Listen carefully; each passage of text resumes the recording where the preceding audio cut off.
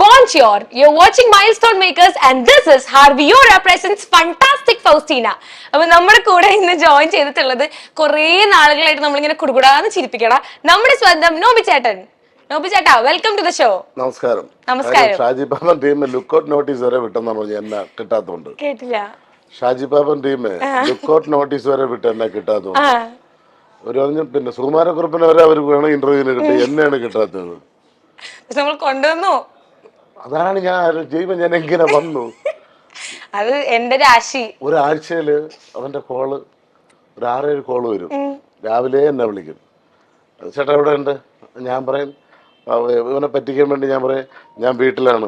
ഞങ്ങൾ ചേട്ടന്റെ വീട്ടിന്റെ അടുത്തുണ്ട്, ഞങ്ങൾ വരട്ടെ എന്ന്. ഞാൻ പറയും ഇല്ല, ഞാൻ എറണാകുളത്ത്. ഞങ്ങൾ എറണാകുളത്തുണ്ടെന്ന്. അവനെ കുറെ ചേട്ടനെ കൊണ്ടുവരാൻ വേണ്ടി അത്ര കഷ്ടപ്പെട്ടു. എന്നിട്ട് ഈ ഇടയ്ക്ക് വേറൊരു ഇന്റർവ്യൂ ഇങ്ങനെ ട്രിവാൻഡ്രത്ത് വന്നിട്ട് എന്നെ വിളിച്ചു. എന്നെ വിളിച്ചപ്പോൾ ഞാൻ പറയാം ഞാൻ ഇച്ചിരി തിരക്കാണ്, ഇവിടെ ആറ്റുകാൽ പൊങ്കാലയും പരിപാടിയൊക്കെ ആയിട്ട് ഞാൻ അതിന്റെ തിരക്കിലാണ്, അതുകൊണ്ട് ഞാനില്ലെന്ന്. ചേട്ടാ ഞങ്ങൾ ആറ്റുകാൽ പൊങ്കാല കവർ ചെയ്യാൻ വന്നിട്ട് ചേട്ടാ എവിടെയെന്ന് പറഞ്ഞ് ഞങ്ങൾ അങ്ങോട്ട് വരാം. നമ്മൾ ഫുൾ ടൈം ചേട്ടന്റെ പുറകെ ഉണ്ടായിരുന്നു. പക്ഷെ ലാസ്റ്റ് എനിക്കാണ് ലക്ക് കിട്ടിയത്.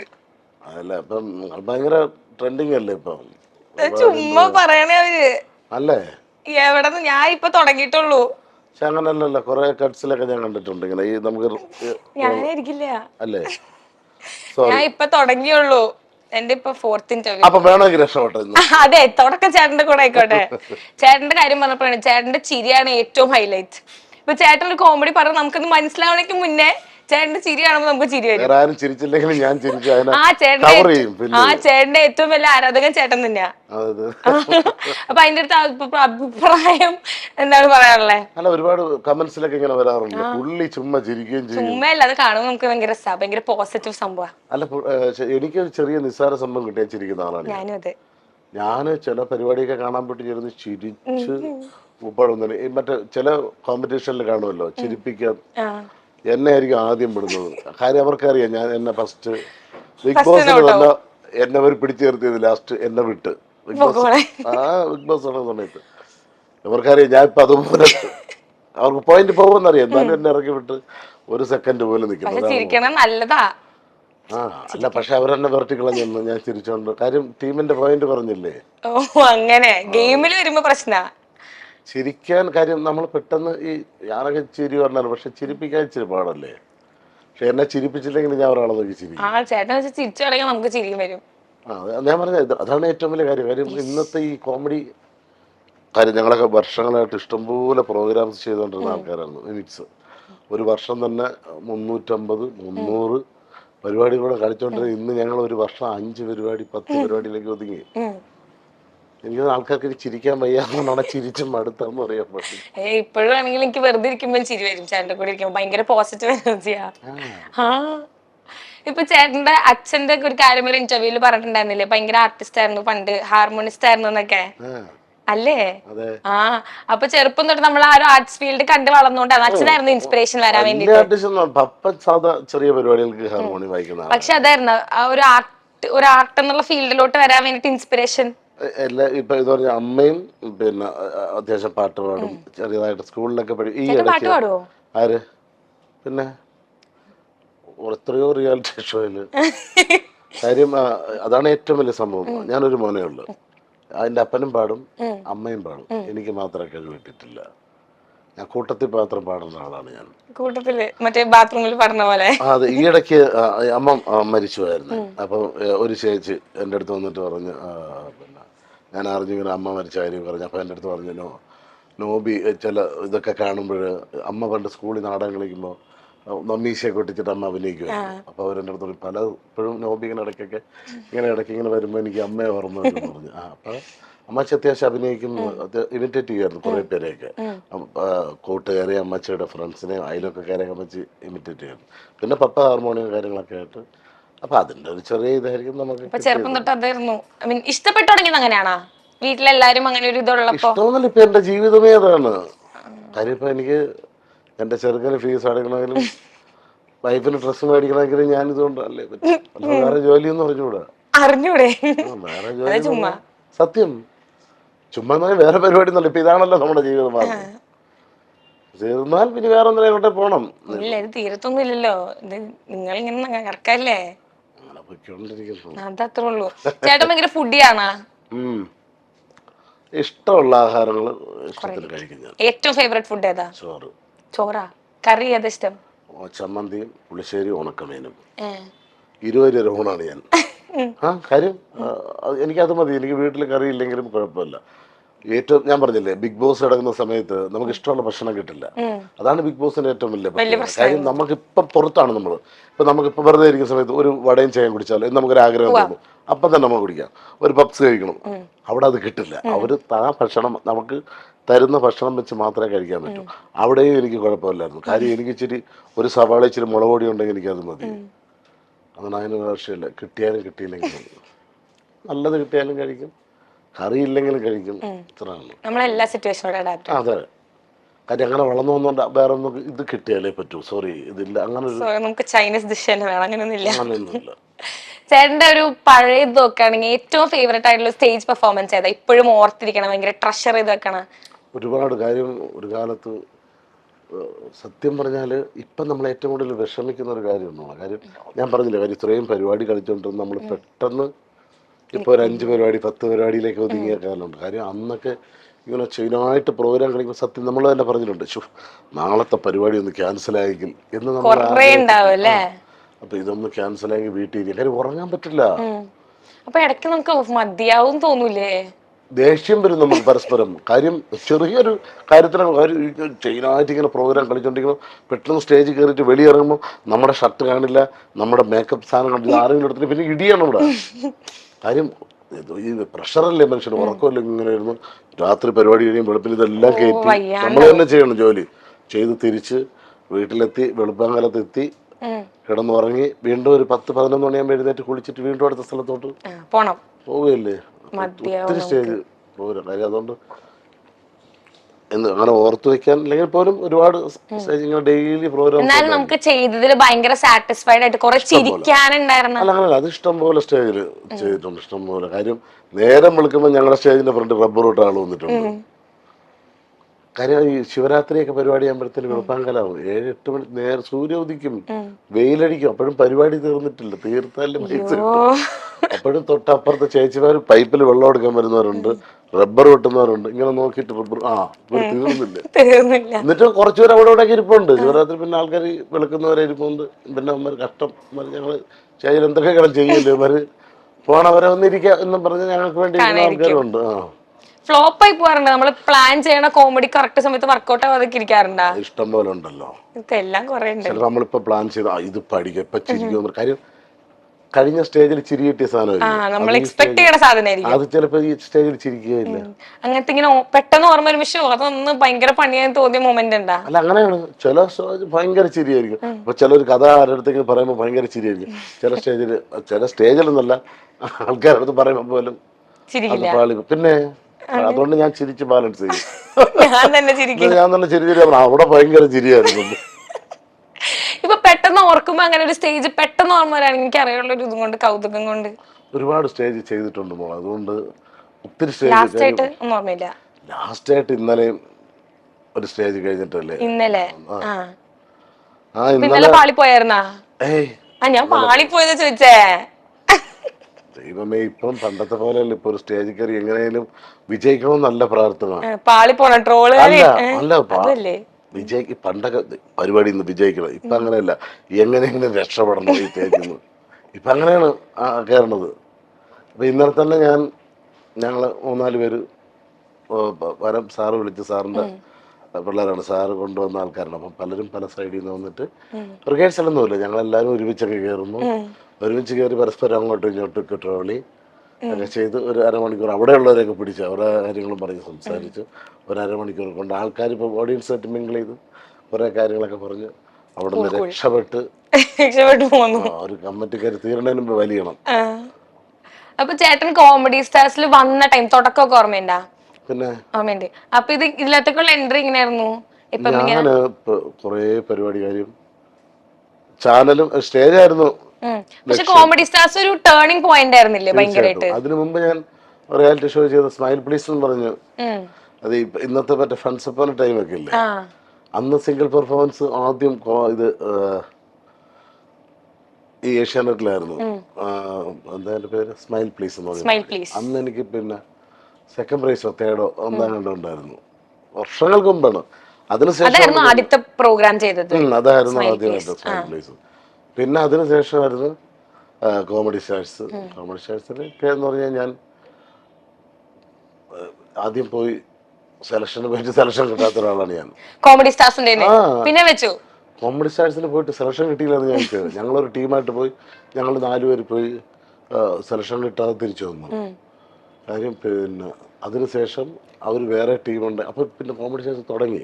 സുഹൃത്തുക്കളൊക്കെ സ്റ്റേജിൽ പെർഫോം ചെയ്യുമ്പോൾ അവർക്ക് കിട്ടി.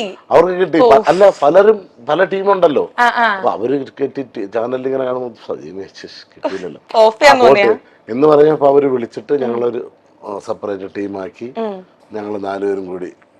അതാണ് നമ്മുടെ ടീം VIP. Okay okay. അത് എല്ലാരും ഭയങ്കര, ഇപ്പൊ നെൽസൺ ചേട്ടനാണെങ്കിലും എല്ലാരും ഭയങ്കര ഫൺ പാക്ഡ് ആയിട്ടുള്ള ആളുകളായിരുന്നു. അതെ അതെ. അന്ന് പിന്നെ അങ്ങനെ അവര് ഇങ്ങനെ സെലക്ട് ചെയ്ത് വിളിച്ച ഒരു ടീമാണ് ടീം VIP. അപ്പൊ അതിന്റെ ഒരു ബെസ്റ്റ് മെമ്മറി ആ സമയത്ത് ഭയങ്കര ഹിറ്റ് ആയിരുന്നില്ല അത്? എല്ലാരും കണ്ട് കുറെ ചിരിക്കാറുണ്ടായിരുന്ന ഒരു സംഭവം. അത് ഭയങ്കര മോട്ടിവേഷൻ ആയി എനിക്ക്. അതിനകത്ത് മോട്ടിവേഷൻ ആദ്യം ഒരു സ്കിറ്റ് ചെയ്ത സമയം കിഷോർ അണ്ണൻ, നെൽസൺ അണ്ണൻ, അരുൺ, ഞാൻ. അപ്പൊ അതിനകത്ത് എനിക്ക് ഒരു ഫസ്റ്റ് സ്കിറ്റ് ചെയ്യണം. എനിക്ക് ഡയലോഗൊന്നുമില്ല. സ്റ്റേജിൽ വെറുതെ വരുന്നതേ ഉള്ളൂ ഗിഫ്റ്റും കൊണ്ട്. ഞാനിങ്ങനെ കയറി വരുന്നു. ആ സമയത്ത് ഞാനിങ്ങനെ ഗിഫ്റ്റ് കൊടുക്കുന്നു, അത്രേ ഉള്ളൂ എൻ്റെ സീൻ. വേറെ ഒന്നുമില്ല ആ ഒരു സ്കിറ്റില്. പക്ഷെ എന്നെ ഭയങ്കരമായിട്ട് ടിനിയാണ് മോട്ടിവേറ്റ് ചെയ്തത്.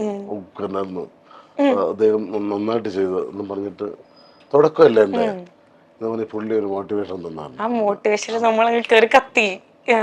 പിന്നെ അടുത്ത ഇതുപോലെ പിന്നെ നമ്മളങ്ങ് വിളയാടി. മെയിനല്ല, നമ്മൾ സപ്പോർട്ട് ചെയ്ത്. അപ്പൊ ആ ഗ്രൂപ്പ് ഇപ്പോഴും ഭയങ്കര കൂട്ടാന്ന് തോന്നുന്നല്ലേ? ഇടയ്ക്ക് പ്രോഗ്രാം അരുണ് മാത്രമാണ്. പിന്നെ അരുണ് മരണപ്പെട്ടു. പിന്നെ അതിനുശേഷം കിഷോർ അണ്ണ USA പോയി. പിന്നെ രാജേഷ് തിരുവമ്പാടി വന്നു, ദിനു വന്നു. പിന്നെ ഞങ്ങള് എല്ലാരും കൂടെ ആയിരുന്നു. ഇപ്പോഴും ഇടയ്ക്കൊക്കെ കാണും, ചെറിയ പരിപാടിയൊക്കെ ഒരുമിച്ച്. പക്ഷെ അന്നത്തെ ടൈം ഭയങ്കര രസമായിരുന്നു. പിന്നെ അന്നത്തെ സമയം ഇപ്പോഴും യൂട്യൂബിൽ ഇരുന്ന് കാണും എല്ലാരും. അന്നൊക്കെ ഇഷ്ടംപോലെ പരിപാടി. ഞാൻ പറഞ്ഞ ആ സമയത്തൊക്കെ ഒന്ന് വീട്ടിൽ പോകാൻ വേണ്ടി കൊതിച്ചിട്ടുണ്ട്. ഇങ്ങനെ പരിപാടി, ഉത്സവ പരിപാടി മതിയാവൂല്ലേ ഇങ്ങനെ കൊറേ ആയി. കേരളത്തിൽ നമ്മൾ പോകാത്ത ഉത്സവ വേദികളില്ല. എല്ലാ പറമ്പിലും ഭയങ്കര ഭാഗ്യല്ലേ. പല സ്ഥലത്തും ഇപ്പോഴും നമ്മള് ഷൂട്ടിനൊക്കെ ചില സ്ഥലത്ത് പോകുമ്പോൾ നമ്മൾ അയ്യോ ഇവിടെ നമ്മൾ പണ്ട് പരിപാടി കളിച്ചിട്ടുണ്ടെന്ന് ഉറച്ചു പറയില്ല. ഉറച്ചു പറഞ്ഞ് കമ്പറ്റി കയറി കേട്ടു തിരക്കി വന്നാലും പലരും വന്നിട്ട് പറഞ്ഞിട്ടുണ്ട്, ഈ സ്ഥലം ഓർമ്മയുണ്ടോ, അവിടുത്തെ അതിലൊക്കെ കയറൊക്കെ നാട്ടിൽ ഷൂട്ട്. ഞാൻ പറഞ്ഞു എനിക്ക് ഇവിടെ പരിപാടി കളിച്ചിട്ടുണ്ട്. അപ്പൊ ചിലപ്പോഴെന്ന് പറഞ്ഞാൽ അത് ചിലപ്പം വെളുപ്പിന് 1 മണിക്കും 2 മണിക്കൊക്കെ ആയിരിക്കും. നമ്മൾ വേറെ പരിപാടി കഴിഞ്ഞിട്ടായിരിക്കും. അപ്പൊ അറിയാൻ പറ്റൂല. പകല് കാണുമ്പോൾ നമുക്ക് മനസ്സിലാവില്ല അന്ന് രാത്രി വന്നിട്ട് പോയാലും. ആ കാലഘട്ടം വണ്ടിയിൽ ഇരുന്ന് എല്ലാവരും കൂടെ ഒരുമിച്ച് ചൂടും. ആ സമയത്ത് ഷൂട്ടിനൊക്കെ പോകുമ്പോ എല്ലാവരും ഒരുമിച്ചാണല്ലേ പോവാ? അങ്ങനെയല്ല, പ്രോഗ്രാമിന് ഒരുമിച്ച് വണ്ടിയിലാണ് പോണത്. അന്നൊന്നും എല്ലാവർക്കും വണ്ടിയൊന്നും ഇല്ലല്ലോ. അന്നൊക്കെ ഇവിടെ നിന്ന് വണ്ടി ചിലപ്പോൾ 2 മണിക്ക്, അതായത് ഇപ്പം ഹരിപ്പാടോ കായംകുളത്തൊക്കെ പ്രോഗ്രാം ആണെങ്കിൽ ട്രിവാൻഡ്രത്ത് നിന്ന് വണ്ടി 2 മണിക്ക് എടുക്കും. എല്ലാവരും ഒരുമിച്ച് വരും. വണ്ടിയൊന്നുമല്ല, അന്ന് സാധാ വണ്ടിയാണ്. അന്ന് പക്ഷെ നമുക്ക് ചൂടില്ല. പക്ഷെ എല്ലാരും കൂടെ വരുമ്പോ തന്നെ ഓളമല്ലേ. വണ്ടിക്കകത്ത് ഉറക്കമായിരിക്കുമല്ലോ. അന്ന് വണ്ടിക്കകത്ത് ഉറങ്ങുന്നു, പിന്നെ ഒരു സ്ഥലത്ത് നിന്നു, വീണ്ടും സെറ്റ് ചെയ്യുന്നു, സെറ്റ് ചെയ്തിട്ടിരിക്കുന്നു, വീണ്ടും പരിപാടി കളിക്കുന്നു. പരിപാടി കഴിഞ്ഞിട്ട് വീണ്ടും ഒരു ഇല്ല, ഇതെല്ലാം അഴിച്ച് പിറകെ വണ്ടി കയറ്റണം. 2 പരിപാടി 3 പരിപാടി ഉണ്ടെങ്കിൽ ഫുള്ള് ഇതെല്ലാം പാക്ക് ചെയ്യണം. വീണ്ടും അടുത്ത സ്ഥലത്ത് വീണ്ടും സെറ്റ് ചെയ്യണം, വീണ്ടും പാക്ക് ചെയ്യണം, വീണ്ടും സെറ്റ് ചെയ്യണം. പിന്നെ ആ സമയത്ത് ഭയങ്കരമായിരുന്നു. ഇപ്പൊ ചേട്ടന്റെ അതേ സ്റ്റേജ് പ്രോഗ്രാംസ് കഴിഞ്ഞ് ഫസ്റ്റ് മൂവി ഏതാ ചെയ്തത്? ചെറിയ റോളാണെങ്കിലും തുടങ്ങിയത് ഫസ്റ്റ് മൂവി ഞാൻ ചെയ്യണത് പിന്നെ ഞാൻ സഞ്ചാരി. അപ്പൊ അതിന്റെ ഫസ്റ്റ് ഡേ ഓർക്കുന്നുണ്ടോ? പേടി ഉണ്ടായിരുന്നോ? അത് പ്രശാന്ത്, അത് പിന്നെ അതിന്റെ ഡയറക്ടർ മരിച്ചു, ബാല എന്ന കണ്ടാണ് പേര്. ആലപ്പുഴയായിരുന്നു ഷൂട്ട്. അപ്പൊ എന്നെ വിളിച്ചിട്ട് പ്രശാന്തൻ ആണ്, അയ്യപ്പ ബൈജു, പ്രശാന്ത് അണ്ണനാണ് അതിനകത്ത് പിന്നെ ഇത് ഹീറോ. അപ്പൊ അതിനകത്ത് എനിക്കൊരു വേഷം തന്നു. വേഷം എന്ന് പറഞ്ഞാൽ ഫസ്റ്റ് സിനിമ ചെല്ലിയാണ് ഞാൻ ഇവിടെ നിന്ന് ഒരു പാൻറ്റും ഒരു ഷർട്ടും ഇട്ടുകൊണ്ട് പോയി. അപ്പൊ ഞാൻ കലാദർശന എന്ന ടീമിൽ കളിക്കുന്ന പ്രോഗ്രാം. അപ്പൊ അന്ന് എനിക്ക് പ്രോഗ്രാം ട്രിവാൻഡ്രത്ത് കരമന, ഷൂട്ടിംഗ് നടക്കുന്നത് ആലപ്പുഴ സിനിമയുടെ ചേർത്തലയ്ക്ക് ഇവിടേക്കാണ് സ്ഥലത്ത്. അപ്പൊ ഞാനൊരു പാൻറ്റും ഒരു ഷർട്ടും മാത്രമേ ഇട്ടുകൊണ്ട് വന്നിട്ടുള്ളൂ. ഫസ്റ്റ് സീൻ എന്ന് പറഞ്ഞാൽ എന്നെ വെട്ടിക്കൊല്ലുന്നതാണ് ഭീമൻ രവിച്ചേട്ടൻ. ഭീമൻ രവിച്ചേട്ടനാണ്. എന്നെ പുള്ളി നമ്മളൊക്കെ തുടക്കക്കാരല്ലേ, എന്റെ ഷർട്ടിൽ പിടിച്ച് കറക്കി എടുത്തെറിഞ്ഞപ്പോ തന്നെ ഷർട്ട് ഇവിടുന്ന് രണ്ടായിട്ട് കീറി. എന്റെ ഷർട്ടാണ്, അല്ലാതെ ലൊക്കേഷൻ അവര് തന്ന ഷർട്ടല്ല. എന്റെ ഒരു ബ്ലാക്കില് വൈറ്റ് ലൈനുള്ള ഷർട്ട്, അത് കീറി. എന്നിട്ട് എന്നെ തറയിൽ വെട്ടുന്ന ആയിട്ട് കാണിച്ചു. ഞാനിങ്ങനെ തറയിൽ കിടക്കുന്നു, ഇവിടെയൊക്കെ ബ്ലഡ് വെച്ച് ഞാൻ മരിച്ചു കിടക്കുന്നു. പുള്ളി എന്റെ പുറത്ത് ചവിട്ടി പോണ സീൻ സത്യം. ആദ്യത്തെ വന്നപ്പം തന്നെ എന്നെ കൊല്ലണ സീൻ. എന്നിട്ട് ഞാൻ അവിടെ നിന്ന് തിരിച്ച് പിന്നെ പ്രോഗ്രാമിൽ പോകണമല്ലോ. പ്രോഗ്രാം 8 മണിക്ക് സ്റ്റാർട്ട് ചെയ്തു. എന്റെ ഷൂട്ട് തീർന്നപ്പോൾ 8:30 മണി. എനിക്ക് പോകാൻ പറ്റിയില്ല ഒന്നും. അത് ക്യാൻസലായി. ക്യാൻസലല്ല, അവര് പരിപാടി കളിച്ചു, എനിക്ക് പോകാൻ പറ്റില്ല. അങ്ങനെ അത് ഭയങ്കര വിഷയമായി. എന്റെ മുതലാളിയൊക്കെ വിളിച്ചിട്ട് എന്നെ ഭയങ്കര സങ്കടമായപ്പോ ചെയ്യാൻ പറ്റില്ല എന്ന് പറഞ്ഞിട്ട് പ്രാക്ടീസ് ഒക്കെ ചെയ്ത് കാര്യം. പിന്നെ ഇതും നടക്കുന്ന സിനിമയല്ലേ ഒരു ദിവസം. പക്ഷെ അവര് ഭയങ്കരമായിട്ട് കാര്യം, നമുക്ക് ഒരാളില്ലെങ്കിൽ ഭയങ്കര ബുദ്ധിമുട്ടാണ്. നമ്മളത് പ്ലാൻ ചെയ്ത് 4 പേരെ ഉള്ള സ്കിറ്റ് ചെയ്യാൻ. അപ്പൊ ഞാനും ചെന്നില്ല. പിന്നെ അവര് ബാലൻസ് ചെയ്ത് അഡ്ജസ്റ്റ് ചെയ്ത് കളിച്ച് രക്ഷപ്പെട്ടു അവിടുന്ന്. അപ്പൊ കുഴപ്പമില്ല. ഫസ്റ്റ് ഷോട്ട് പറഞ്ഞപ്പോ പേടിയുണ്ടായിരുന്നു, ഇങ്ങനെ നമ്മള് ആദ്യമായിട്ട് ഇങ്ങനെ സെറ്റിൽ പോവാറുള്ളോ സിനിമയല്ലേ, അപ്പൊ അതിന്റേതായിട്ടുള്ള പേടിയൊക്കെ ഉണ്ടായിരുന്നു. ചേട്ടൻ ഇന്നലെ പൊങ്കാലക്ക് പോയായിരുന്നില്ലേ? അപ്പൊ എല്ലാ കൊല്ലവും പോവാറുണ്ടാ? ഞാൻ ട്രിവാൻഡ്രത്ത് ഉണ്ടെങ്കിൽ കാര്യം എല്ലാ വർഷം പൊങ്കാലയ്ക്ക് തലേദിവസം നമുക്ക് അവിടെ പ്രോഗ്രാം കാണാം. പൊങ്കാല എനിക്ക് മറക്കാൻ പറ്റില്ല. കാര്യം എന്റെ മോൻ ജനിച്ചത് പൊങ്കാല. ഇന്നലെ ബർത്ത്ഡേ ആയിരുന്നോ? മോന്റെ ബർത്ത്ഡേ ആയിരുന്നു ഇന്നലെ നാളെ. കാര്യം ഞാൻ അന്ന് ഷൂട്ട് നാമം എന്ന് പറഞ്ഞൊരു സിനിമയുടെ ഷൂട്ടിങ് ഇവിടെ കുമളി അവിടെ ഷൂട്ട്. അവിടെ നിന്ന് എനിക്ക് പ്രോഗ്രാം ഉണ്ട് പൊങ്കാലയ്ക്ക്. അന്ന് ഞാൻ പൊങ്കാലയ്ക്ക് പ്രോഗ്രാമിന് വന്ന്. അപ്പം വൈഫ് ലേബർ റൂമിലാണ് ട്രിവാൻഡ്രത്ത്. എന്നിട്ട് ഞാൻ പെട്ടെന്ന് പോയി വൈഫിനെ കണ്ടു. തിരിച്ച് വീണ്ടും ഞാൻ പോവുകയാണ് കാഞ്ഞിരപ്പള്ളി. അങ്ങ് അവിടെ ചെന്ന് ഷൂട്ട് നടന്നുകൊണ്ടിരുന്ന സമയത്ത് ഉച്ചയായപ്പോൾ വൈഫ് പ്രസവിച്ചു. ആ സമയത്ത് അതുകൊണ്ട് പൊങ്കാല എപ്പോഴും സ്പെഷ്യലാണ്. ബർത്ത്ഡേക്ക് എന്തായിരുന്നു പരിപാടി? ഇല്ല, അങ്ങനെ വേറെ സ്പെഷ്യൽ ആയിട്ട് പറയും. ഞാൻ പറഞ്ഞില്ല, അമ്മച്ചിയുടെ. അവന് എത്ര വയസ്സായി ഇപ്പോ? 7 വയസ്സ് കഴിഞ്ഞു. 7 വയസ്സായി. ഇപ്പൊ ചേട്ടൻ നോക്കുകയാണെങ്കിൽ നമ്മുടെ ഫിലിം ഇൻഡസ്ട്രിയിൽ ഏറ്റവും ടോപ്പായിട്ടുള്ള മോഹൻലാലിന്റെ കൂടെ മമ്മൂട്ടിയുടെ കൂടെ ഒക്കെ അഭിനയിച്ചിട്ടുണ്ടല്ലോ. അപ്പൊ ഇപ്പൊ മധുരരാജിലായാലും പുലിമുരുകനിലൊക്കെ ആയാലും എല്ലാരും ഓർത്തിരിക്കണ ഭയങ്കര റോളാണ്. അപ്പൊ ചേട്ടന് അവരുടെ കൂടെയുള്ള എക്സ്പീരിയൻസ് ഒക്കെ എങ്ങനെയുണ്ടായിരുന്നു? ഭയങ്കര കൂളാണ് അവര്. പിന്നെ അവര് നമ്മളെ ഭയങ്കരമായിട്ട് റിലാക്സ് ചെയ്യിപ്പിക്കാൻ നോക്കും. എന്നാലും നമുക്കൊരു പേടി ഉണ്ടാവില്ലേ കുറച്ച് ദിവസമൊക്കെ? പിന്നെ നമ്മളതായിട്ട് പിന്നെ ഡയറക്ടർ 2 വൈശാഖ സാറായിരുന്നു. അപ്പൊ ഇവര് ആക്ഷൻ പറഞ്ഞ് നമ്മള് ചെയ്തേ പറ്റൂ, അല്ലെങ്കിൽ വെറട്ടിക്കള. പുലിമുരുകൻ ആദ്യം പിന്നെ വെറട്ടിക്കൊന്നു. പുലിമുരുകനിലൊക്കെ ഭയങ്കര അടിപൊളിയായിരുന്നു. എനിക്ക് എന്നെ വെറട്ടിക്കളഞ്ഞു പുലിമുരുകൻ. എനിക്ക് അപ്പൊ പേടിയായിരുന്നു. കാര്യം ഇത്രയും വലിയൊരു പടം, ഇത്രയും വലിയ ആർട്ടിസ്റ്റുകളുടെ കൂടെയൊക്കെ ആദ്യമായിട്ടാണ് ഞാൻ. നമുക്ക് ടെൻഷൻ ഉണ്ടല്ലോ, ഇപ്പൊ എങ്ങനെ ഫസ്റ്റ് ഷോട്ടിൽ ഓക്കെ അല്ലെങ്കിൽ പിന്നെ എടുക്കണമല്ലോ എന്നുള്ള പേടിയൊക്കെ ഉണ്ടാവില്ലേ? പിന്നെ പേടിയൊന്നും. എന്റെ ഏറ്റവും വലിയ സംഭവം ഗ്രീൻ മാറ്റ് അല്ലേ, പുലിയൊന്നും ഇല്ലല്ലോ, നമ്മളായിട്ട് ഓടിക്കുകയല്ലേ. അന്ന് ഇറങ്ങി ആൾക്കാർ പറഞ്ഞിറങ്ങി. പിന്നെ പുലിമുരുകന്റെ ഷൂട്ടിൽ 7 പുലിയെ കൊണ്ടുവന്നു. പണ്ടൊക്കെ അത് ഭയങ്കരമായിരുന്നു. 6 എണ്ണം പാവം, ഒന്ന് ഭയങ്കര ദേഷ്യമുള്ള പുലി. ഞാനത് പിന്നെ ഉണ്ടായിരുന്നു, പുലിയുടെ വായ നൂല് വെച്ച് കെട്ടിയേക്കണായിരുന്നു എന്നൊക്കെ. അയ്യോ, അതൊക്കെ അങ്ങനെ ഞാനതൊക്കെ വിശ്വസിച്ചായിരുന്നു. എന്നിട്ട് പാമ്പിന്റെ വായിൽ ഇത് കെട്ടുന്നല്ലേ, അതൊക്കെ ഞാൻ കേട്ടായിരുന്നു. പുലിയുടെ വായിൽ നൂല് വെച്ച് തച്ചിട്ടാണ് കൊണ്ടുവന്നല്ലേ. അപ്പൊ കടിക്കൂലല്ലേ. അന്ന് ഇതല്ലേ വെറുതെ ഗ്രീൻ മാറ്റിൽ അങ്ങോട്ട് പോകും. പീറ്റർ ഹെയ്ൻ അല്ലായിരുന്നു. അപ്പൊ പുലിയായിട്ട് ഒരു ബന്ധമില്ല അവിടെ. പുലി ഞാൻ വേറൊരു കഥ കേട്ടായിരുന്നു, ഇത് പറഞ്ഞപ്പോഴാണ് ഞാൻ ഓർത്തെ പുലി വേറൊരു സ്ഥലത്ത് ഓടായിരുന്നു പുറത്തെവിടെയോ. ഈ മേക്കിംഗ് വീഡിയോ കണ്ടിട്ടില്ലേ പുലിമുരുകന്റെ? അല്ലാതെ മൗഗ്ലിയുടെ ഒക്കെ മേക്കിംഗ് വീഡിയോ കണ്ടിട്ടുണ്ടോ? ഒന്ന് കണ്ടോക്കാം. അതാണ് ആലോചിക്കണം. കാര്യം അത്രയും ഇതായിട്ടാണ് അവർ അഭിനയിക്കുന്നത്. നമ്മൾ വിചാരിക്കും ഇതുണ്ടെന്ന്. എന്റെ കാര്യമല്ല ഞാൻ പറയാം. മൗഗ്ലി അത് ഇത്രയും ഇത് പിന്നെ മൗഗ്ലി സിനിമയിലൊക്കെ മേക്കിംഗ് ഇട്ട് കണ്ട് ഇവരെ മൗഗ്ലി നല്ല മിക്ക സിനിമയുടെ മേക്കിംഗ് വീഡിയോ എടുത്തിട്ട് കഴിഞ്ഞാൽ നമുക്ക് ഞെട്ടിപ്പോകും. നമ്മളവരെ അഭിനയിക്കുന്നുണ്ട്. വേറെ ആരുമില്ല. അവതാറിന്റെ ഒക്കെ കണ്ടോക്ക്. ആരുമില്ല. മൃഗങ്ങളോടെ സംസാരിക്കുമ്പോൾ എനിക്കൊന്നും ആലോചിക്കാൻ കൂടെ പറ്റില്ല. അഭിനയിക്കാൻ അറിയത്തില്ല. ഈ പറയുന്നത് നിങ്ങൾ എത്ര ആങ്കർമാർ ഇപ്പൊ സിനിമയിൽ കയറി? ഇപ്പൊ സിനിമാക്കാരെക്കാളും കൂടുതൽ വേഷം ആങ്കർമാർക്കാണ്. അത് അഭിനയിക്കാൻ അറിയണ ആങ്കർമാരല്ലേ? അഭിനയിക്കാൻ ആഗ്രഹമുണ്ടോ? എനിക്ക് അറിഞ്ഞൂടെന്ന്. അങ്ങനെയൊന്നും അല്ല. അഭിനയിക്കാൻ ആഗ്രഹം ഉണ്ടെന്ന് വെച്ചാൽ പിന്നെ എല്ലാവർക്കും ആഗ്രഹം ഉണ്ടാവുമല്ലോ. അതിപ്പോ എല്ലാവർക്കും ഉള്ള ആഗ്രഹമാണ് അഭിനയിക്കുക എന്നുള്ളത്. അറിയത്തില്ലല്ലോ. ഇതെല്ലാരും പറയുകയും ചെയ്യും, ആക്ഷൻ പറയുമ്പോൾ അഭിനയിക്കുകയും ചെയ്യും. അപ്പൊ ഞാൻ തിരുത്തി എഴുതും. സ്കൂളിൽ ചെയ്തിട്ടുണ്ടോ? മോണാക്ട്. അയ്യോ, ഇന്റർവ്യൂ തിരികെ പോയപ്പോ അല്ല മോണാക്ട് ചെയ്തിട്ടില്ലേ? ചെയ്തിട്ടുണ്ട്. പക്ഷെ പ്രൈസ് കിട്ടിയില്ലല്ലോ. അല്ല എന്നാലും ചെയ്ത അതൊരു ധൈര്യമല്ലേ. സിനിമയ്ക്ക് അവാർഡിന് വേണ്ടിയല്ലേ ചെയ്യണത്. ഇപ്പൊ എല്ലാ സിനിമയ്ക്കും അവാർഡ് കിട്ടില്ലല്ലോ, ഒരാൾക്കല്ലേ അവാർഡ് കിട്ടും. മോട്ടിവേഷൻ അല്ല, ഒരു ചെറിയ കഴിവ് നമുക്ക് എല്ലാവർക്കും കിട്ടാത്തല്ലേ. പക്ഷെ മോണാക്ട് ചെയ്യണ പോലെ അല്ലല്ലോ നമ്മള് സിനിമ ചെയ്യുമ്പോ. അത് ഒറ്റയ്ക്ക് ഇത്ര ക്യാരക്ടർ ചെയ്യണം, ഇത് ഒറ്റ ക്യാരക്ടർ ചെയ്താൽ പോരെ, ഇത്ര കഷ്ടപ്പാടില്ല. ബാക്കി സപ്പോർട്ടിങ് ക്യാരക്ടേഴ്സ് അടുത്തുണ്ടല്ലോ. അതാണ് ഏറ്റവും വലിയ പ്രശ്നം. അവരാരില്ലെങ്കിൽ കുഴപ്പമില്ല. ജഡ്ജസ് ഇരിക്കുന്നത് മോണൊക്കെ അത് നമ്മൾ മൈൻഡ് ചെയ്യണില്ലല്ലോ. മറ്റവരെ മൈൻഡ് ചെയ്ത് അഭിനയിച്ചാൽ മതി നമുക്ക്. അതുപോലെ നമ്മൾ വിഷയത്തിൽ നിന്ന് തെന്നു പറഞ്ഞു.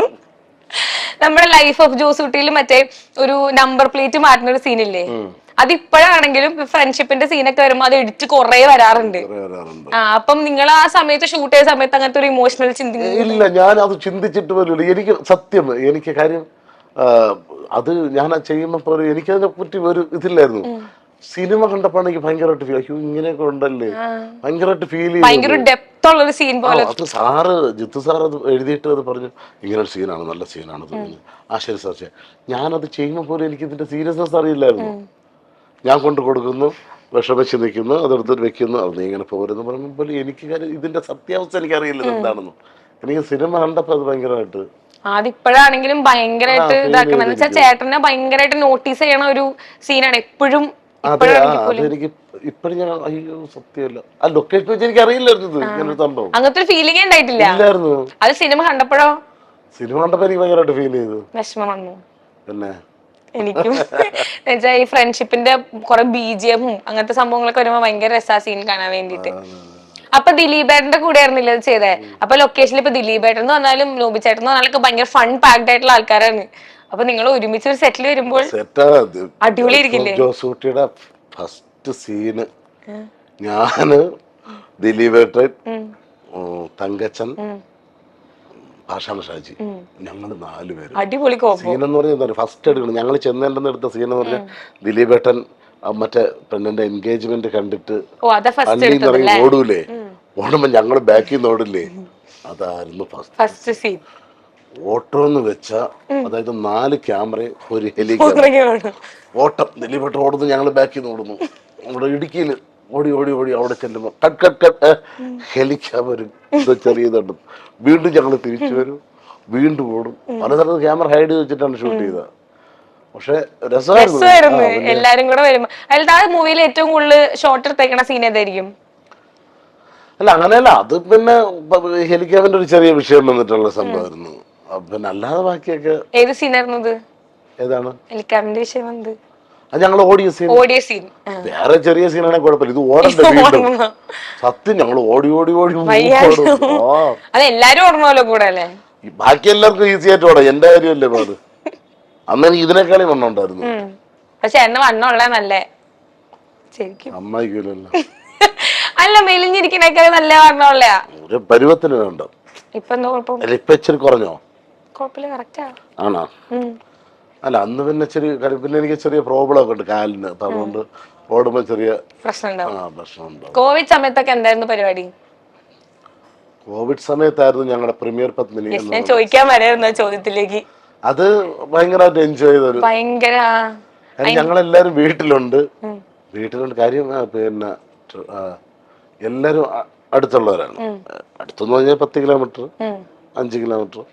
അപ്പൊ ഞങ്ങളെ വീട്ടിലെല്ലാരും കൂടെ ഒരുമിച്ച് വന്നിട്ട് അങ്ങനെ ഞങ്ങൾ ഇതിന് മുമ്പ് ഞങ്ങൾ 2 എപ്പിസോഡ് ചെയ്തിട്ടുണ്ട്. പത്മിനിയുടെ 2 എപ്പിസോഡ് ചെയ്തു. അത് കഴിഞ്ഞിട്ടാണ് ലോക്ക്ഡൌൺ ആയത്. ലോക്ക്ഡൌൺ പിന്നെ എന്ത് ചെയ്യുന്ന സമയത്താണ് ഇങ്ങനെ നമ്മുടെ ഫ്രണ്ട് ഉണ്ട് ബിനു വേറൊരു സാധനം ചെയ്തു ഏഷ്യാനെറ്റിന് വേണ്ടി. അപ്പം നമ്മൾ പ്രജയ്ക്ക് നമുക്കും കൂടെ ചെറിയൊരു സാധനം പിടിച്ചാലോ ഇങ്ങനെ. അങ്ങനെയാണ് ഞങ്ങൾ ലോക്ക്ഡൌൺ അപാരതെന്ന് പറഞ്ഞിട്ട് പ്രീമിയർ തുടങ്ങിയത്. അപ്പൊ ഷൂട്ടിങ്ങിന്റെ സമയത്ത് കോവിഡ് ഒക്കെ ആയതുകൊണ്ട് അതിന്റേതായ കുറെ പ്രശ്നം ഉണ്ടാവില്ലേ? എല്ലാം വീട്ടിന്റെ അടുത്തല്ലേ, വയലിലും തോട്ടിന്റെ കരയിലൊക്കെ. ഞങ്ങളെ കാണുമ്പോൾ ആൾക്കാർ ഒരു കഥ ഉടയ്ക്കും, അതിലെ കോവിഡ് രോഗികളും എല്ലാം തന്നെ എന്ന് പറഞ്ഞിട്ട് അത് ഒളിച്ചാണ് വരുന്നത്. പിന്നെ ഞങ്ങൾ പോലീസിന്റെ അടുത്തൊക്കെ ഞങ്ങൾ അത് പിന്നെന്താ കണ്ടിന്യൂ ചെയ്യാണ്ടിരുന്നത്? ഭയങ്കര അത് 2 മില്യൺ 3 മില്യൺ ഒക്കെ കയറിപ്പോയതല്ലേ? ആ സമയത്ത് ആർക്കും വർക്കില്ലല്ലോ, പിന്നെ എല്ലാവർക്കും ഷൂട്ടും കാര്യമായിട്ട് എല്ലാവരും. പക്ഷെ ഇനി കണ്ടിന്യൂ ചെയ്യണം തോന്നുന്നില്ലേ? അത്ര ആക്സെപ്റ്റൻസ് കിട്ടിയ ഒരു പരിപാടിയായിരുന്നില്ലേ? അതിലുള്ള എല്ലാ ആർട്ടിസ്റ്റുകളും കാര്യം അസീസ് ആയാലും കുട്ടിയായാലും അഖിൽ കൗലരായാലും എല്ലാവർക്കും സിനിമയും കാര്യങ്ങളും ചാനൽ പരിപാടി ഇതൊക്കെ ഉണ്ട്. പലരും പല സ്ഥലത്ത് പോകും. പിന്നെ അതുപോലെ പിന്നെ ഇപ്പൊ ഞങ്ങളിപ്പോ ഇടയ്ക്ക് ഒരു പുതിയ എപ്പിസോഡ് പ്ലാൻ ചെയ്ത് വെച്ചിട്ടുണ്ട്. അതിന് എത്ര ഡേറ്റ് ഇങ്ങനെ പൊയ്ക്കൊണ്ടിരിക്കുകയാണ്. സൂൺ വരും. ഉടനെ ഉണ്ട്. അതാണ് നമ്മൾ സ്റ്റാർ മാജിക് പുറത്ത് നോക്കുമ്പോൾ നിങ്ങൾ തമ്മിൽ ഭയങ്കര ഒരു കണക്ഷൻ ഉണ്ട്, ഒരു ബോണ്ടിങ് ഉണ്ട്. അപ്പൊ ചേട്ടൻ അതിന്റെ ഉള്ള ഏറ്റവും ഫേവറേറ്റ് ആയിട്ടുള്ള ആളാരാ? എല്ലാവരും എനിക്ക് വേണ്ടപ്പെട്ടവരാണ്. അല്ല, ഞങ്ങൾ കാര്യം തുടക്കം വെച്ച സമയത്ത് ആദ്യത്തെ ഞാനുണ്ടായിരുന്നു, സുധീണനുണ്ടായിരുന്നു, ആഷാണുണ്ടായിരുന്നു, നെൽസാണുണ്ടായിരുന്നു, ഒരുപാട് ആർട്ടിസ്റ്റുകളുണ്ടായിരുന്നു. പിന്നെ ആൾക്കാർ ഇങ്ങനെ ചേഞ്ച് മാറിക്കൊണ്ടിരിക്കും അല്ലേ? അനു ചേച്ചിയോ? അനുവൊക്കെ പിന്നീട് വന്നല്ലേ, അനുവൊക്കെ പോയി എടുത്തിറങ്ങി. പക്ഷെ അതൊക്കെ ഓരോരുത്തരുടെ ഭാഗ്യം. അനുവൊക്കെ അവർ വന്ന് ഭയങ്കര സ്റ്റാറായി മാറിയില്ലേ. നല്ല രസമുണ്ട് നിങ്ങളുടെ എല്ലാരും കൂടെ. എത്ര ആങ്കർമാര് മാറി, ഒരുപാട് ആങ്കർമാര് മാറി ഒന്നല്ലേ. ലക്ഷ്മി ഒക്കെ ചേച്ചിക്ക് മുന്നേ ആങ്കർ വേറെ ഉണ്ടായിരുന്നു, ഒരുപാട് ആങ്കർമാരുണ്ടായിരുന്നു.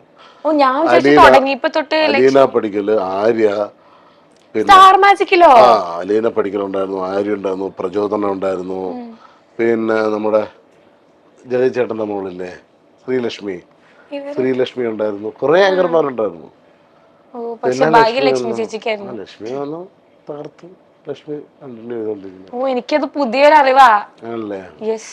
ഗിന്നസ് വേൾഡ് റെക്കോർഡിലേക്ക് വരും. എനിക്ക് എന്തോന്നും കിട്ടാത്തന്ന്. അപ്പൊ അതറിയില്ലായിരുന്നോ?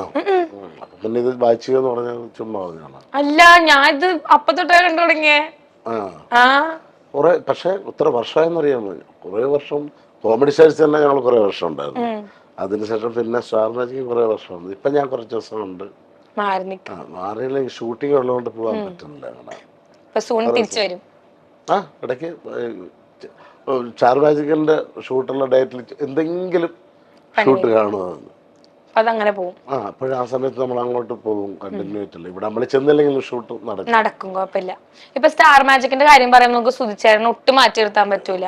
അപ്പൊ ചേട്ടനായിട്ടുള്ള ഏറ്റവും ഒരു ബ്യൂട്ടിഫുൾ മെമ്മറി, എപ്പോഴും ഇങ്ങനെ ട്രഷർ ചെയ്ത് വെക്കുന്ന ഒരു സംഭവം? ഞങ്ങൾ തമ്മിൽ കണ്ടു കഴിഞ്ഞാൽ തന്നെ ഞാൻ പറഞ്ഞില്ലേ, ഒന്നും പറഞ്ഞില്ലെങ്കിലും ഞങ്ങൾ അങ്ങോട്ടും ഇങ്ങോട്ടും നോക്കി ചിരിച്ച് അയ്യോ പാവം. ഞങ്ങള് ലാസ്റ്റ് പിന്നെ സുധീണ മരിക്കുന്നതിന് ഒരാഴ്ച മുമ്പ് ഞങ്ങൾ ഒരുമിച്ച് ദുബായിലുണ്ടായിരുന്നു. പാപം. അപ്പൊ ഞാൻ ദുബായിൽ ചെന്നറിയപ്പോൾ അണ്ണവിടെ ഉണ്ടെന്ന് എനിക്കറിയാം. ഞാൻ വിളിച്ചു വരുത്തി എന്റെ റൂമിൽ ഒന്ന് ഞങ്ങൾ കുറെ നേരം ഇരുന്നു. ഞങ്ങൾ പരസ്പരം കണ്ടെന്ന് ചിരിക്കും. ഞങ്ങൾ അങ്ങ് ചിരിച്ച് ഒന്നും പറഞ്ഞില്ലെങ്കിൽ പോലും മുഖത്തോട് മുഖം നോക്കി ഞങ്ങൾ ഗമനിച്ചിരിക്കും. അത്രക്ക് ഡെപ്തില് കണക്ഷൻ ഉള്ളതുകൊണ്ട് സുധീണനെ എനിക്ക് പണ്ട് മുതലേ അറിയാം. കാര്യം ഞാനൊക്കെ മിമിക്രി കാണുന്ന സമയത്ത് സുധീണ സ്റ്റേജിൽ ഭയങ്കര സ്റ്റാർ ആയിരുന്നു. സുരാജണ്ണന്റെ കൂടെയൊക്കെ പരിപാടികൾ അന്നത്തെ ഭയങ്കര കോമഡിയാണ് സുധീണ ആദ്യ കാലത്ത് സ്റ്റേജില്. അപ്പൊ അത് കണ്ടല്ലേ നമുക്ക്. അപ്പൊ അന്ന് മുതലേ നമുക്കൊരു സ്നേഹവും ബഹുമാനമൊക്കെ ഉണ്ട്. പിന്നെ ഈ സ്റ്റാർ മാജിക്കിന് തമാശ പറയുന്ന സുധീണനെ നമ്മൾ പറയുമ്പോഴേ ആൾക്കാർ നമ്മളെ നെഗറ്റീവ് അടിക്കുമ്പോൾ നമ്മള് പരസ്പരം അങ്ങോട്ട് പറയും. അത് ഞാൻ അയച്ചു. ഇപ്പം നമ്മുടെ സ്റ്റാർ മാജിക്കിലാണെങ്കിൽ ഇങ്ങനത്തെ കുറെ കോൺട്രവേഴ്സീസ് വരുമല്ലോ. ഇപ്പം ആള് ഡിഫെയിം ചെയ്ത് ഇന്ന ആളെ താഴ്ത്തി എന്നൊക്കെ പറഞ്ഞിട്ട് അപ്പോഴൊന്നും ചിന്തിച്ചിട്ടല്ല നമ്മൾ ആ ഒരു സർക്കിളിൽ അത്ര ക്ലോസ് ആയതുകൊണ്ട് പറയണ. അപ്പം ഇങ്ങനെ കോൺട്രവേഴ്സീസ് ഒക്കെ വരുമ്പോ നിങ്ങൾ പറഞ്ഞ് ചിരിക്കാറുണ്ടാ?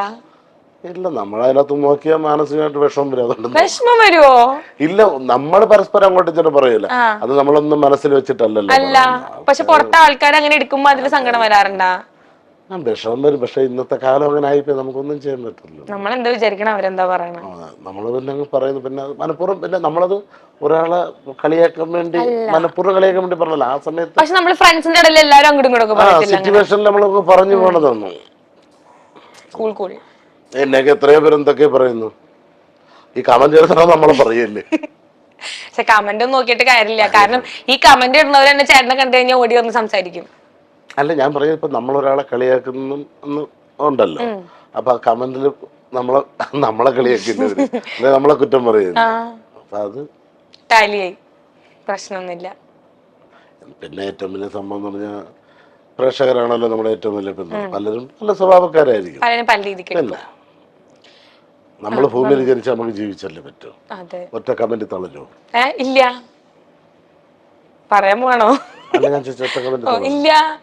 ആരെങ്കിലും ഇങ്ങനെ ഈ ഡീഗ്രേഡ് ചെയ്തെന്തെങ്കിലും പിന്നില്ലാണ്ട് ഇല്ല, തളയില്ല അങ്ങനെ പറയാറുണ്ടെന്നാ പറഞ്ഞേ. ഞാൻ അങ്ങനെ തളർന്നിട്ടുണ്ട്. എപ്പോ? ഞാൻ എന്റെ ആദ്യത്തെ അല്ല, ഞാനൊരു സിനിമ അത് ആംഗ്രി ബേബീസ്, അനുപണ്ണന്റെ സിനിമ. അപ്പൊ ആ സിനിമയിൽ എനിക്ക് നല്ലൊരു ക്യാരക്ടറാണ് തന്നു സജീവണ്ണൻ. അപ്പൊ ആ പടം ഇറങ്ങിയപ്പോ എനിക്കെതിരെ ഒരു നെഗറ്റീവ് കമന്റ് ഇല്ല.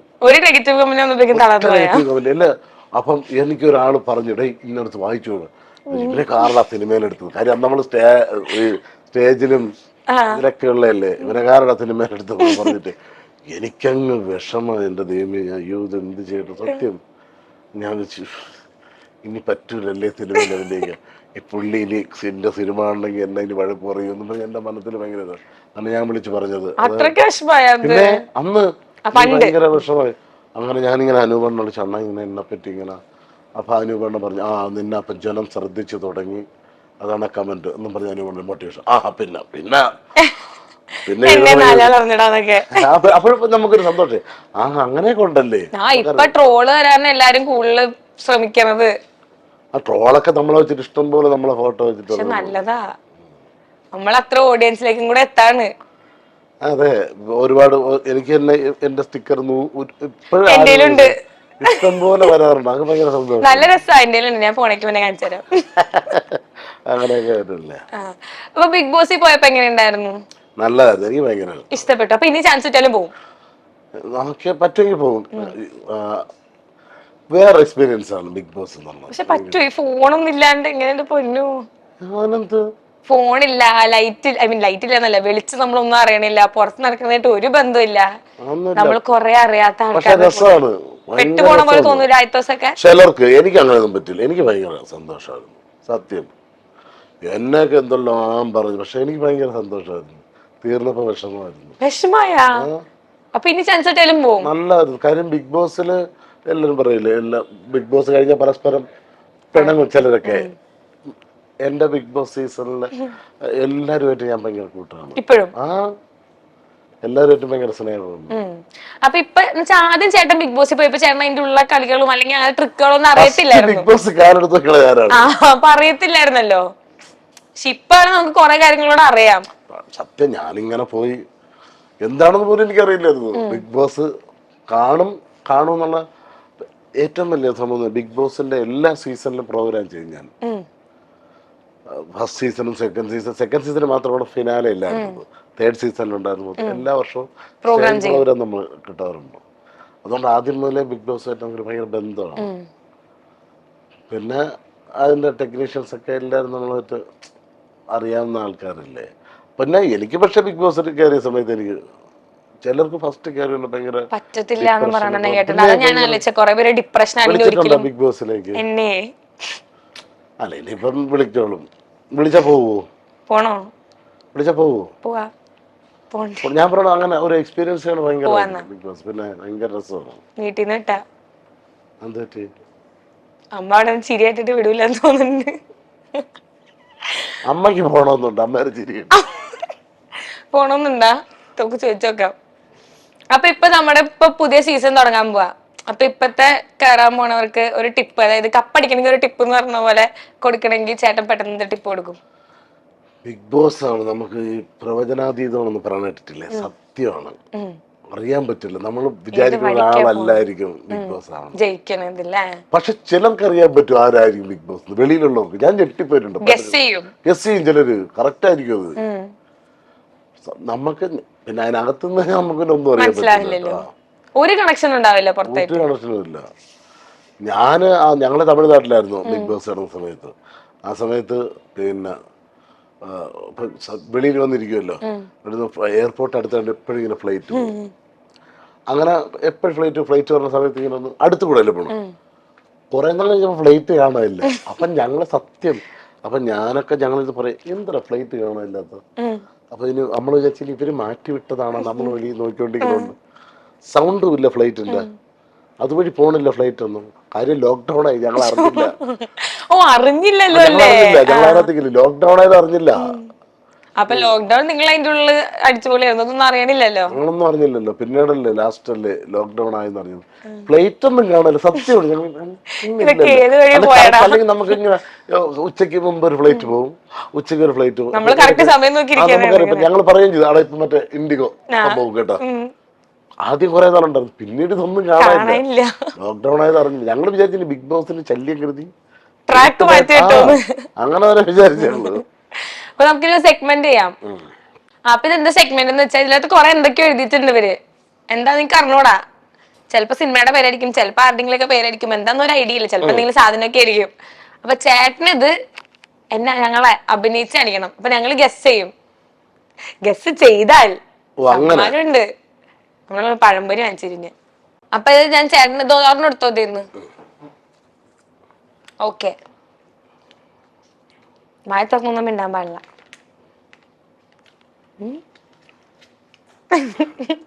എനിക്ക് എന്ത് തരുമെന്ന് പറഞ്ഞ മിണ്ടാൻ പാടില്ല. അല്ല, എനിക്ക് എന്ത് തരുമെന്നാണ് പറഞ്ഞ? പഴംപൊരി. മിണ്ടാൻ പാടില്ലല്ലേ ഞാൻ? ഇല്ല. അപ്പൊ ഇപ്പം പഴംപൊരിയാണ്. അല്ല, പക്ഷെ എന്റെ ജീവിതത്തിൽ അതിന് എണ്ണയില്ലാത്ത പഴംപൊരിയാണ്. മിണ്ടാൻ പാടില്ല, അഭിനയിച്ച് കാണിക്കണം. അത് അഭിനയിക്കുമ്പോൾ പറയും എന്താണ്. ഞാൻ പറയും, അല്ലെങ്കിൽ ഞങ്ങൾ ആരെങ്കിലും ഒക്കെ പറയും. അപ്പൊ ഇരിക്കട്ടെ, പഴംപൊരി പിന്നെ തിന്ന ഒരെണ്ണം അങ്ങനെ കളഞ്ഞൂലേ.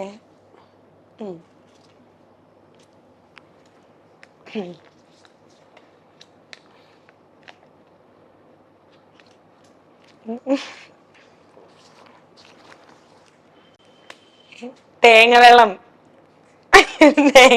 തേങ്ങ മുറി, വെള്ളം, കത്തി, പാൻ,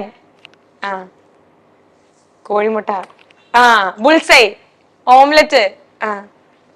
കഴിഞ്ഞ ഇങ്ങനെ തേങ്ങ വെള്ളം പറഞ്ഞ തേങ്ങ എടുത്തിട്ട് ചേച്ചി വീട്ടിൽ തേങ്ങ ഇല്ലയോ മോള്? അടുത്തത് അവിടെ എന്തൊക്കെ അതെ, വീട്ടില് തേങ്ങ എന്നൊക്കെ പറയുമ്പോ തന്നെ അമ്മ ആയിരിക്കും.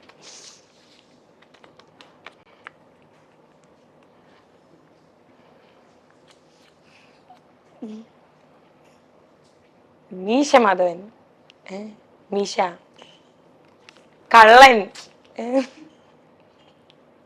പറഞ്ഞ ഞാൻ കണ്ടുപിടിക്കും. മനുഷ്യര് അല്ലേ, ഞാൻ ആണ് പെണ്ണു.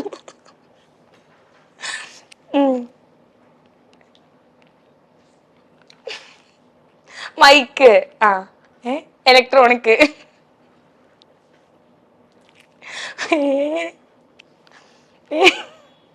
ഹോട്ടല്,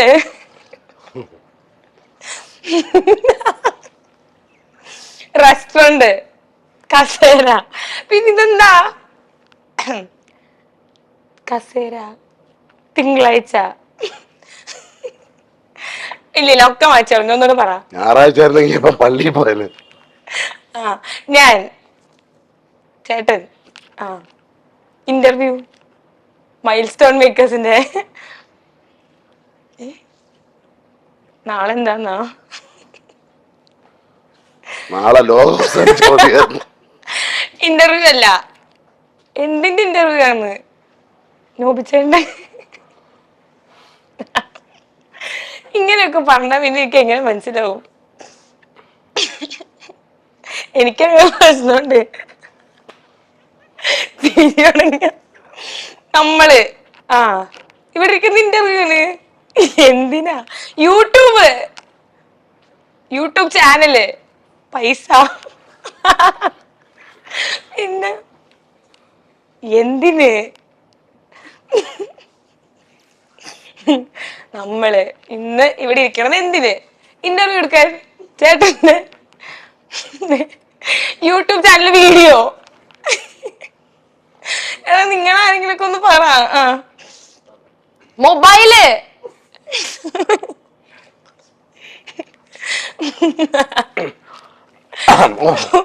ഫോൺ എറിഞ്ഞു. ഷൈൻ ടോം ചാക്കോ, പാർവതി, ഇവരൊന്നല്ലേ? പിന്നെ ഫോൺ എറിഞ്ഞ്. ലൈക്ക്, സബ്സ്ക്രൈബേഴ്സ്, കമന്റ്, സബ്സ്ക്രൈബേഴ്സ്, മനുഷ്യര്. ഔട്ടായി. എന്റെ ദൈവമേ, ഞാൻ എത്ര പ്രാവശ്യം ഞാൻ പറഞ്ഞു നമ്മളോട് വന്ന് ഇന്റർവ്യൂ യൂട്യൂബ് യാതിന്റെ ചേട്ടൻ ഷാജി പാപ്പൻ. എന്നിട്ട് ഞാൻ അത് ഇങ്ങനെ കാണിച്ചൊന്ന് മീച്ച, എന്നിട്ട് വടംവലി കാണിച്ചു കൊടുത്തു. ഞാൻ ഇങ്ങനെ കാണിച്ച പോലെ കള്ളനൊന്ന്. ഇന്നത്തെ കള്ളന്മാരെ കണ്ടാ തിരിച്ചറിയാത്ത ഫ്രീക്ക് പിള്ളേരാണ്. ഞാൻ വിചാരിച്ചു മൈൽ സ്റ്റോൺ ഇങ്ങനെ കാണിച്ചാ മതിയായിരുന്നു. അത് ഞാൻ പറഞ്ഞു, അതിപ്പോ ഇങ്ങനെ കാണിച്ചിട്ട് നാളെ എന്ന് ഇടയ്ക്ക് പോകുന്നോണ്ടല്ല.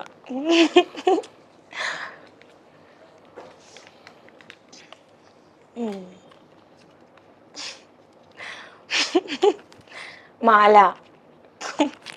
കുരിശ്, ഞായറാഴ്ച. ഇല്ല, എനിക്കൊരു പ്രശ്നമില്ല. ആ, കല്യാണം കഴിഞ്ഞിട്ടില്ല. ഇല്ല. താലി അല്ല, ചെക്കൻ.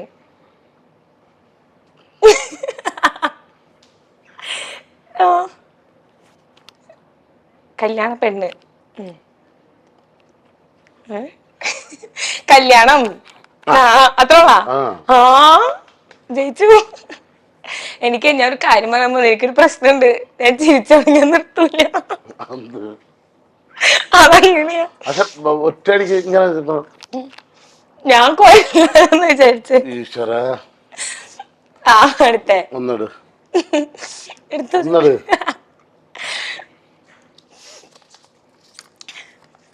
ആ, പറ.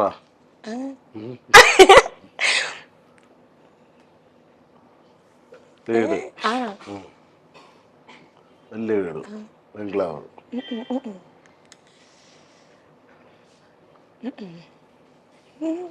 എൻ്റെ വീട്, ചാവി.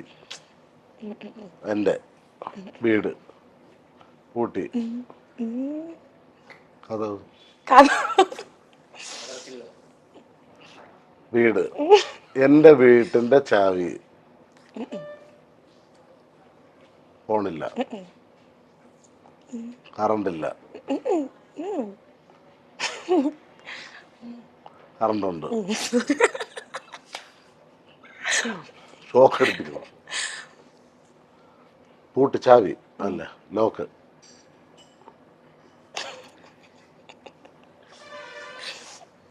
വീട്ടിൻ്റെ ചാവി, ലോക്കർ.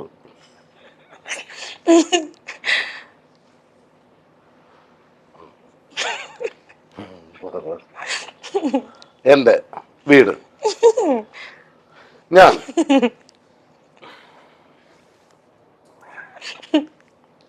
ഈ കാണിച്ചത് വീടാണോ അതോ ജയിലാണോ? ആ, സെല്ല്. വീട് പൂട്ടി. ലാലേട്ടൻ വീട്. കുറെ വീടുണ്ട്. എൻ്റെ വീട്ടിൽ ലാലേട്ടൻ വന്നിട്ടുണ്ടോ കൂട്ടാൻ? പിന്നെ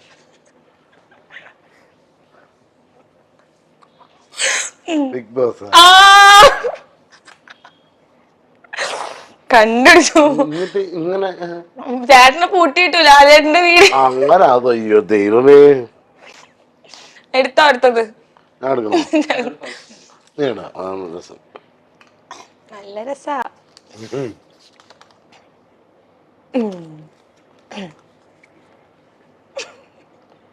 കിളി,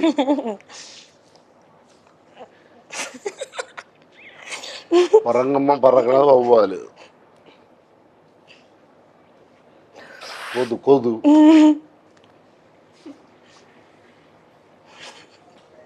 കൊതു, കൊതുതിരി. അതായിരുന്നു. ആണോ?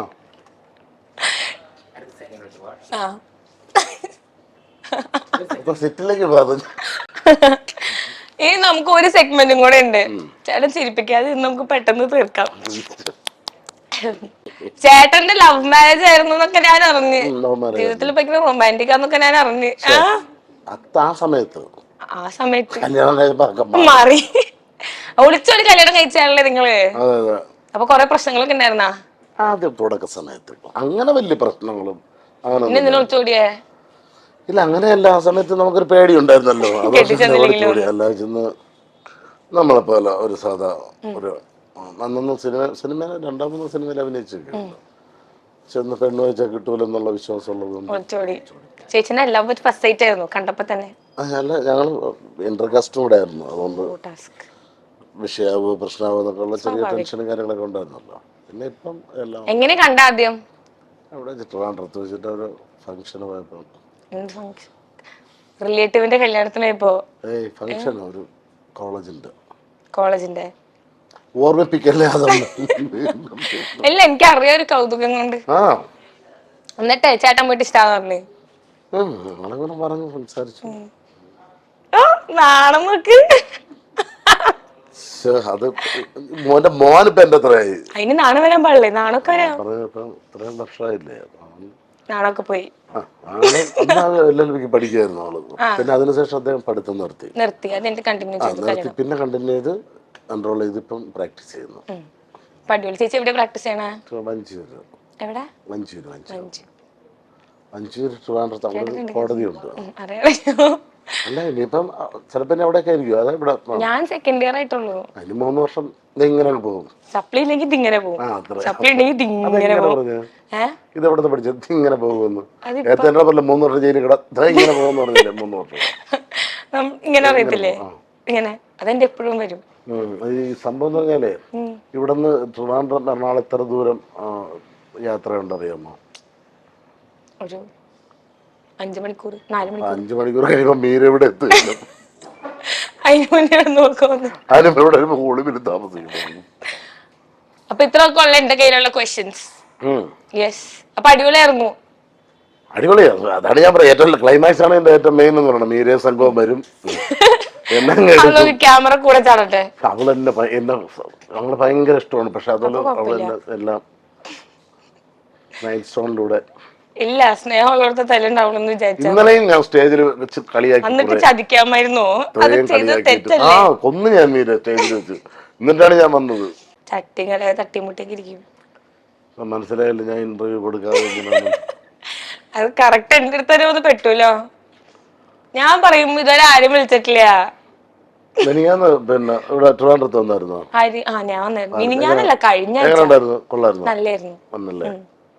അപ്പൊ ചേട്ടൻ എന്തായാലും ഇത്ര നേരം എന്നെ സഹിച്ചതിനും നമ്മൾ സംസാരിച്ചതിനും ജീവിതത്തിൽ മറക്കൂലല്ലോ ഇന്റർവ്യൂ? എന്നെ മറക്കൂലല്ലോ?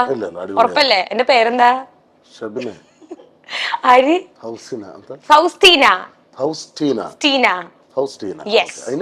ഇനി മറക്കൂല. ഓക്കെ. എന്താ പേര്? ഫൗസ്റ്റീന. എഴുതാൻ പാടാണല്ലേ? എഴുതാൻ എനിക്ക് മലയാളത്തിൽ അറിഞ്ഞൂടാ, ഇംഗ്ലീഷിൽ അറിയാം.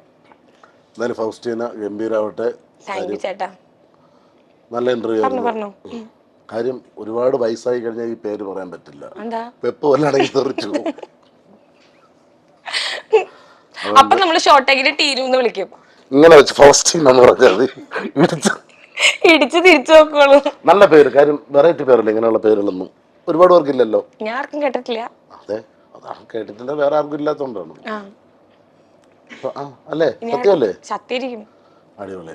അപ്പൊ എന്തായാലും എല്ലാവിധ ആശംസകളും. താങ്ക് യു ചേട്ടാ. ചേട്ടനും അതിന് ഫ്യൂച്ചറിലുള്ള എല്ലാ പ്രൊജക്ടിനും ഓൾ ദി വെരി ബെസ്റ്റ്. പൊളിച്ചടക്ക്. എന്തായാലും ഒരു അഡ്വക്കേറ്റ് ആയിട്ട് കാണണം. ജഡ്ജി ആവട്ടെ, കേസ് വാദിക്കട്ടെ. ജയിക്കട്ടെ. കേസ് എന്നെ മീരയുടെ എന്നെ കേസ് വായിച്ച് ഞാൻ ഇറക്കി തരും. പക്ഷെ അത് ചേച്ചി ഇറക്കിക്കോളും. നോക്കാം നമുക്ക്. അല്ലെങ്കിൽ ചേട്ടൻ മീര LLB പഠിക്കുകയാണോ ചെയ്യണോ? മീര അല്ലല്ലോ. അപ്പൊ അത് പേടിക്കണ്ട. അപ്പൊ എന്തായാലും ഓൾ ദി ബെസ്റ്റ്. ഒറ്റ ഷാക്കൻഡിൽ എന്നെ പറഞ്ഞു വിടും. എന്താ പഴംപൊരി വാങ്ങിച്ചു തരും. Don't worry.